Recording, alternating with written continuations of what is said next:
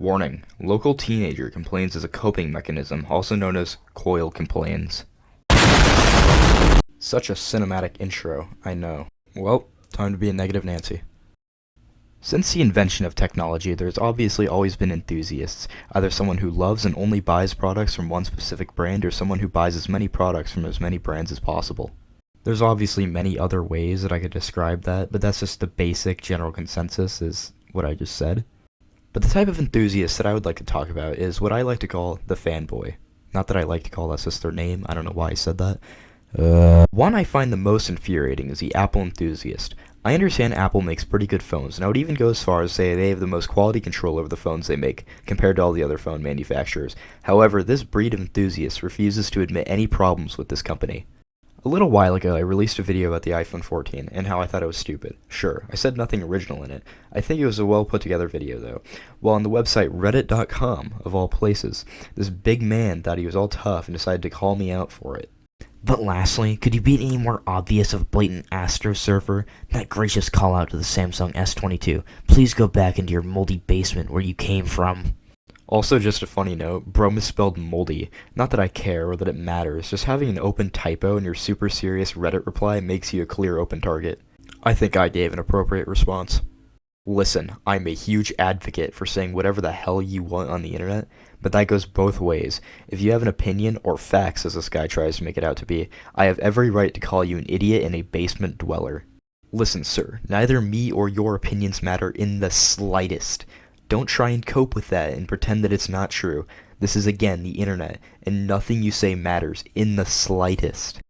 Apple fans spending $4,000 every September to get the newest products.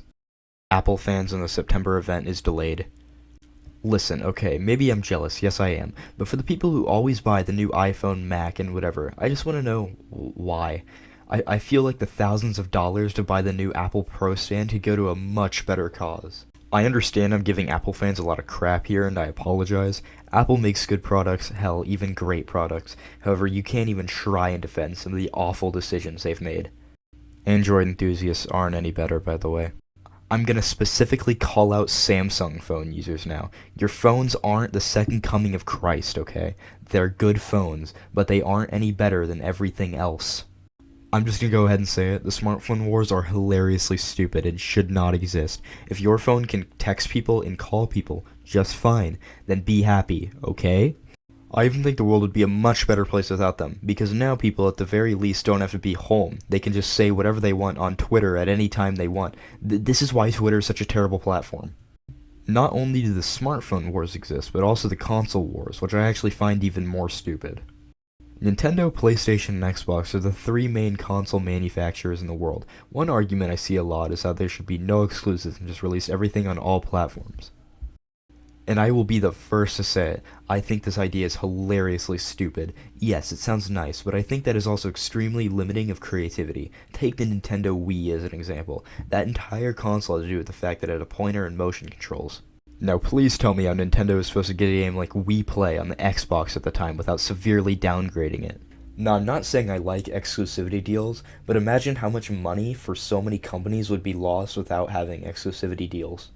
There's also many problems with the hardware and graphical differences, and I'm a little stupid and I don't really know how to explain that, so I don't think I'm the person to tell you how that works.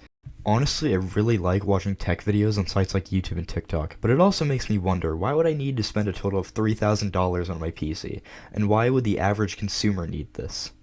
Personally, I have my frames per second capped at 100 FPS, so my computer could easily go way over this, and many others do the same thing, so what's the point in getting a new computer that has a processing power to run 30 games each running at 1000 FPS each?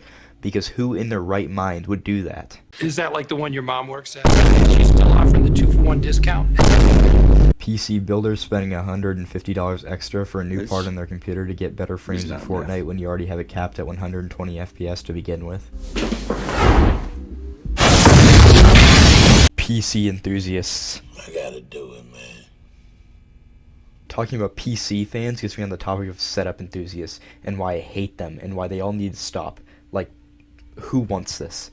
At some point, you gotta think this is a little bit overboard. I'm a huge supporter of having as little RGB in your setup as possible. I think everything should be static color, or else it's way too distracting. This dude is flashing lights everywhere he goes, and I don't even feel bad for him. Just looking up the term gaming setup on Google search and going to images, these all look like hell. Little lesson design, using as much flashing lights as you can isn't a hip aesthetic. It's disorienting. I feel like I'm gonna have a headache after playing Team Fortress 2 for 3 minutes in this setup. God, I love watching Family Guy on my TV. But how can I make this better?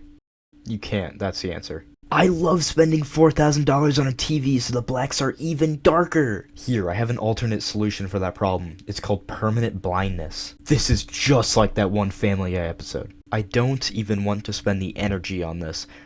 Imagine how washed out the picture would look. Holy crap. On today's episode on why clear screen TVs are a good idea. Me when I can't watch the new Family Guy episode because the picture is so faded that it's practically unviewable. Don't even get me started on things like digital versus vinyl. In the end, I will never be happy. All this complaining is going to fix absolutely nothing, and I'm just an angry person. This has strayed me so far from the original subject, and I really do not care. If you have any disagreements and you are really passionate about it, feel free to join my Discord, first link in the description, and ping me there, at Coil #1047.